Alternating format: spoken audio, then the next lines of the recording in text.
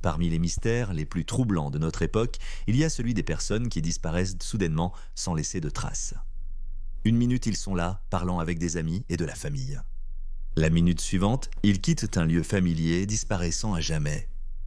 Mais parfois, le plus étrange est lorsque ces personnes réapparaissent des décennies plus tard. Rejoignez-nous pour l'épisode d'aujourd'hui, alors que nous examinons 3 cas étranges de personnes qui ont disparu puis réapparu.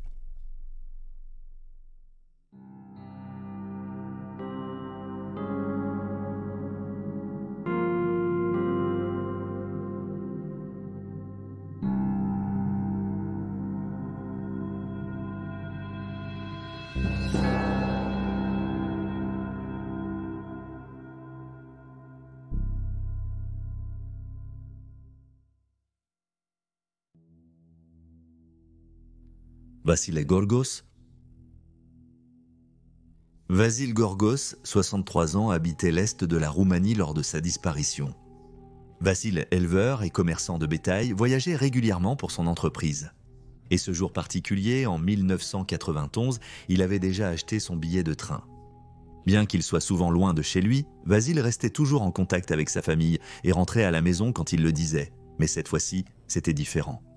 Après être parti en voyage, il n'est jamais revenu et bien que la police ait été contactée, pratiquement aucune piste ou indice n'a été trouvée dans l'affaire. La famille de Vasile devenait de plus en plus inquiète au fil du temps, les jours se transformant en semaines, mois et finalement en années. Ils ont fini par accepter le fait qu'ils ne le reverraient probablement jamais et ont accepté que s'il était mort, il y avait une chance que ce ne soit pas paisible ou accidentel. Au fil des années, la famille a organisé des services commémoratifs pour pleurer sa perte. Mais, dans un revirement de situation choquant, ils ont revu Vasile. Le 29 août 2021, 30 ans après sa disparition, une voiture s'est arrêtée devant sa maison et Vasile, âgé de 93 ans, est descendu, portant les mêmes vêtements dans lesquels il avait disparu. Il n'avait rien de nouveau, pas de nouvelles possessions ni de bagages, et dans sa poche, sa famille a trouvé ses billets de train avec lesquels il devait voyager le jour de sa disparition et sa carte d'identité. Il était en bon état, ne montrant aucun signe de négligence ou de maltraitance. Notamment, Vasile n'était pas au volant de la voiture et le véhicule a démarré en trombe avant que quiconque puisse poser des questions ou voir le conducteur. Malheureusement, les proches n'ont pas pu se rappeler du numéro de plaque d'immatriculation. Interrogé sur son lieu de vie ces 30 dernières années, le nonagénaire a répondu qu'il était resté chez lui. Alors qu'il était examiné par un médecin après son retour dans sa famille, il a été décrit comme étant en très bonne santé à part quelques problèmes neurologiques qui ont été dits être rien d'extraordinaire pour son âge. Ses souvenirs d'avant sa disparition étaient apparemment pour la plupart très clairs. Sa femme était décédée, il était né en 1928 et ses parents étaient des commerçants bien établis et respectés. Cependant, il peinait à reconnaître ses 2 enfants, sans doute à cause du temps passé. Malgré les questions sur son lieu de résidence, Vasile ne pouvait jamais se rappeler ce qui lui était arrivé en août 1991 lorsqu'il avait quitté la maison pour un voyage d'affaires habituel. Sans réponses appropriées, les détectives de salon ont promis toutes sortes de théories sur les réseaux sociaux. Certains ont spéculé qu'il avait abandonné sa vieille vie pour en commencer une nouvelle, peut-être avec un amant, et qu'il était rentré chez lui pour se racheter avant que sa santé ne se détériore. D'autres ont suggéré qu'il avait passé 30 ans en prison, mais qu'il n'avait pas voulu révéler cette information à sa famille. Cette idée est venue parce que Vasile portait les mêmes vêtements qu'il avait le jour où il a disparu. Une autre théorie suggère qu'il a été kidnappé et forcé de travailler dans le travail manuel pendant les 3 dernières décennies. Le fils de Vasile n'a pas reconnu son père au début. Il a dit aux médias locaux « Nous ne le comprenons pas ». Il ne sait pas ce qu'il dit. Il nous parle de la période où il était impliqué dans l'élevage et la vente de vaches. On lui demande une chose et il nous en dit une autre. Personne ne sait où il a été ni qui l'a gardé. Peut-être s'il a été forcé de travailler. Qui sait quel genre de vie il a mené ? À ce jour, on ignore où se trouvait Vasile entre 1991 et 2021.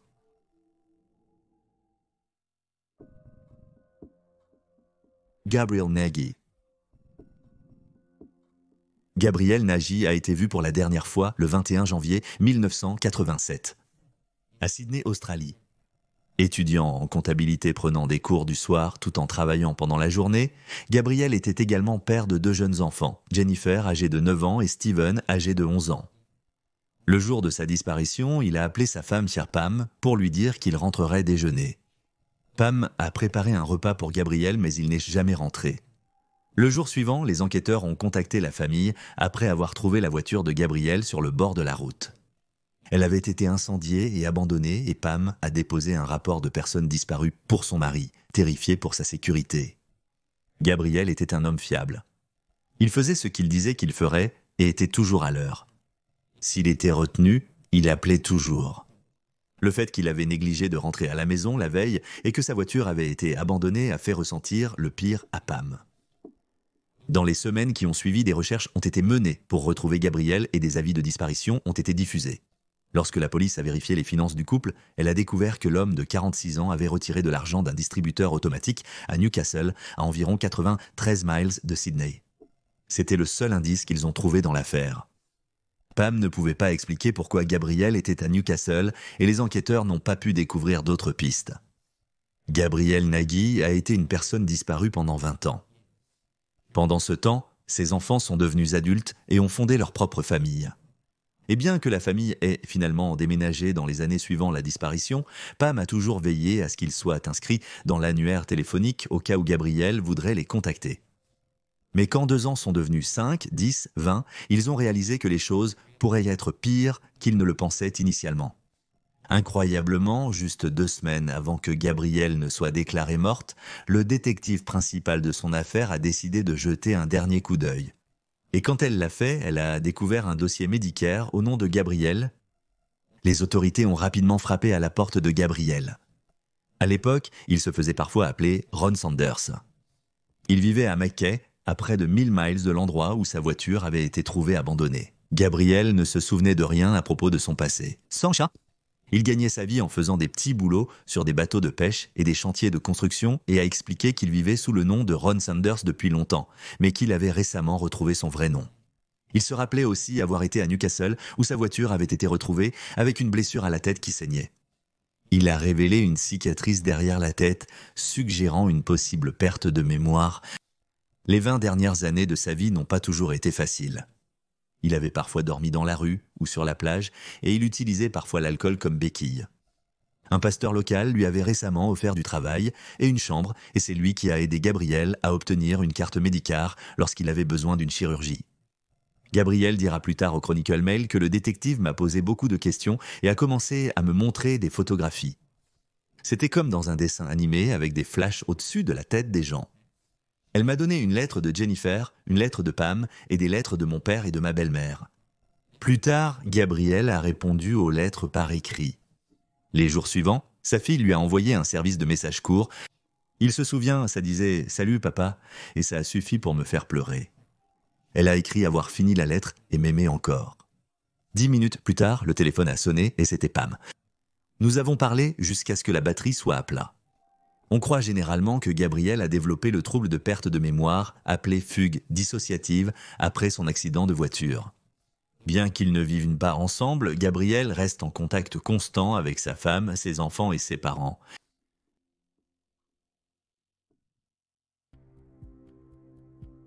Mary Day. Née à Little Falls, New York en 1968, Mary Louise Day était l'aînée des 3 enfants nés de Charles et Charlotte Day. Selon tous les contes, l'enfance de Mary a été difficile.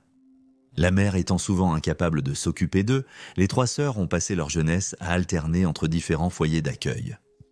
Finalement, leurs parents ont divorcé et Charlotte a épousé un soldat de l'armée nommé William Hall. Le couple a eu 2 enfants ensemble et Charlotte a organisé pour prendre la garde complète de Mary et de sa sœur, Cathy. Leur plus jeune sœur, Sherry, est restée en famille d'accueil et a finalement été adoptée par sa famille d'accueil. En 1978, peu de temps après que la famille a déménagé à Hawaï dans le cadre du travail de William, le père biologique de Mary et Cathy, Charles, est décédé dans un accident, laissant aux filles un héritage, qu'elles ont désigné par le nom de code Mohawk. En 1980, à l'âge de 12 ans, Mary a été retirée de la garde de Charlotte et William lorsqu'il a été découvert que ce dernier la maltraitait physiquement.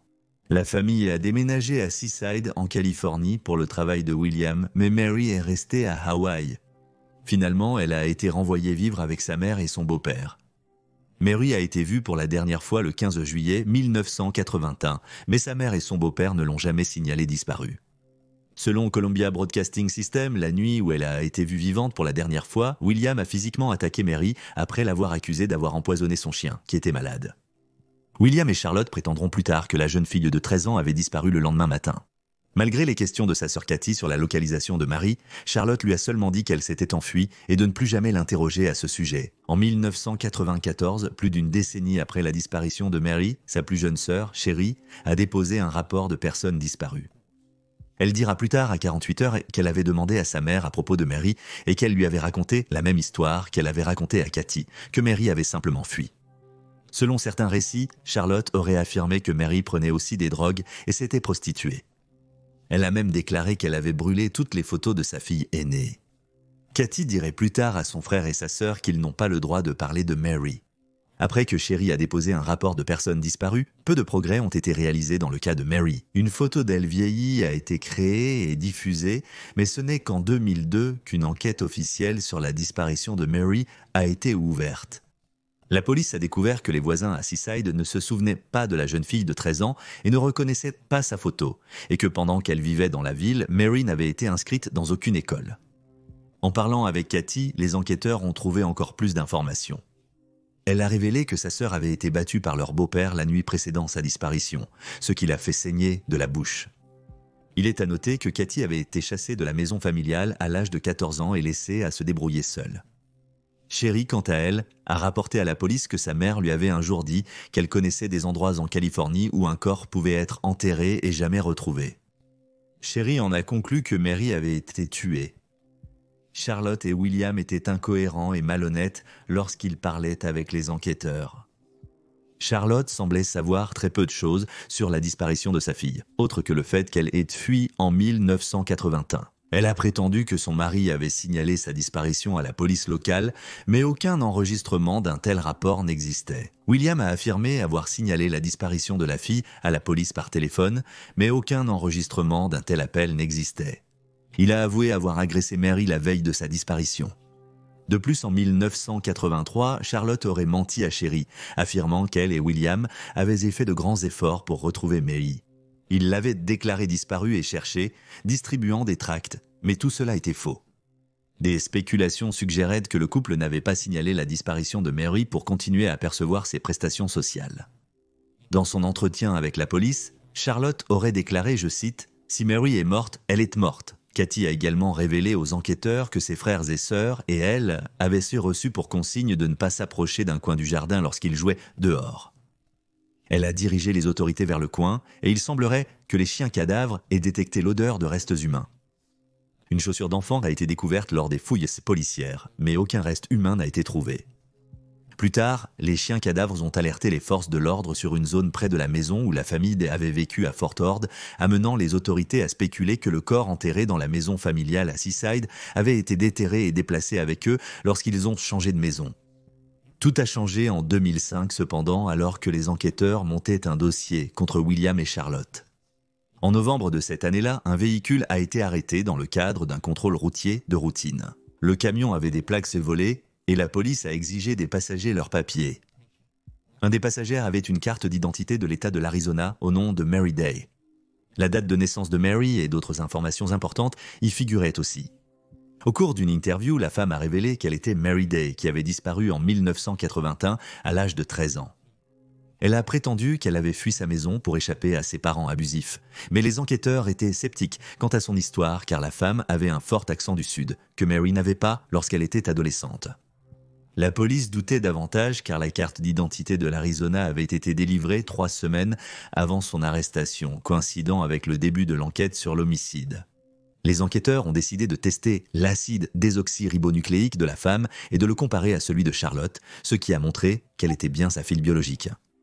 Bien que la police semble toujours avoir des doutes, elle ne pouvait pas contester les preuves acides désoxyribonucléiques.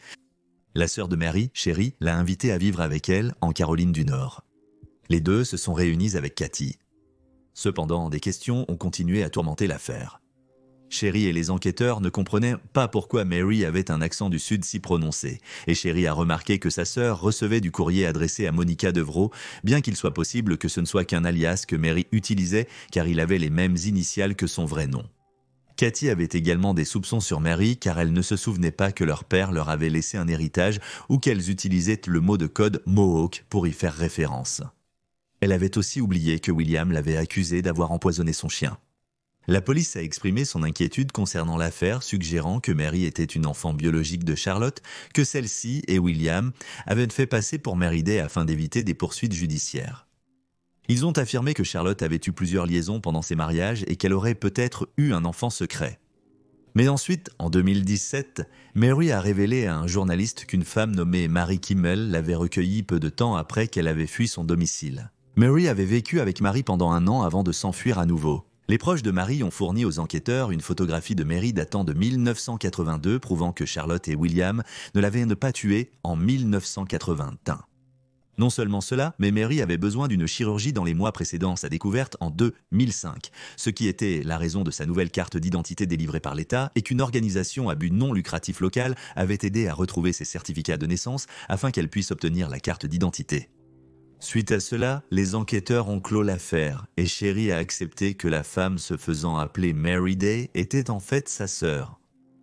Mary est décédée peu de temps après en 2017 à l'âge de 49 ans.